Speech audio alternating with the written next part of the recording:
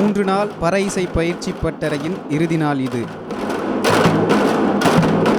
தாழ்த்தப்பட்ட வகுப்பினரின் குறியீடாக இருந்த இந்த இசைக்கருவி அனைத்து சமூகத்தினரும் இசைத்து மகிழும் ஒரு இசைக்கருவியாக மாறியுள்ளது இன்று.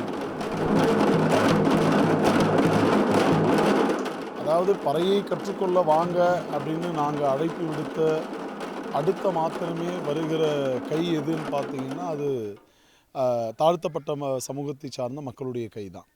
ஆனால் அந்த கைக்கு பின்னாடி பல கைகள் சாதியால் அல்லது வேறு சில அடையாளங்களால் பலதரப்பு மக்கள் வர்றாங்க.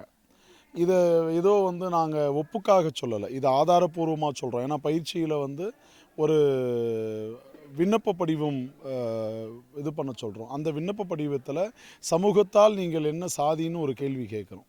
அப்போ அந்த கேள்விக்கான பதில் இது வரைக்கும் நடந்த பயிற்சி பட்டறைகளில் இருக்கிற விண்ணப்ப படிவங்கள் எடுத்து பார்த்தா வன்னியர்கள் இருக்கிறாங்க, தேவர்கள் இருக்கிறாங்க, நாடார்கள் இருக்கிறாங்க, முதலியார்கள் இருக்கிறாங்க, செட்டியார்கள் இருக்கிறாங்க.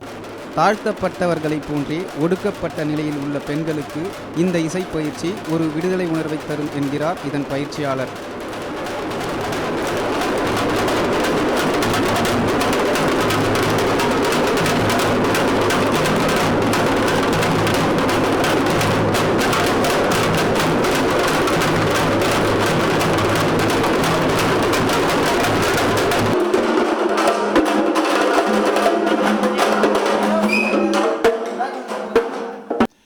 இது பெண்களை பொறுத்த வரைக்கும் 2 விதமான பிரச்சனைகள் அவங்களுக்கு இருக்கும். ஒன்று, ஆணாதிக்க சமூக கட்டுப்பாடுகள்.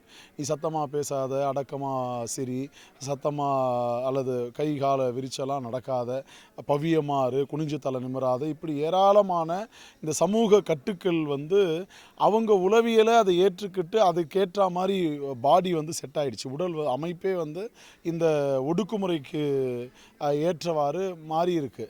அதையெல்லாம் உடைப்பதற்கு மிகப்பெரிய மருத்துவ தன்மை வாய்ந்த ஒரு கருவி பறை. 3 நாளில் தாங்கள் கற்றுக்கொண்ட பறை இசையை நடனத்துடன் இசைத்து காட்டினர் மாணவர்கள்.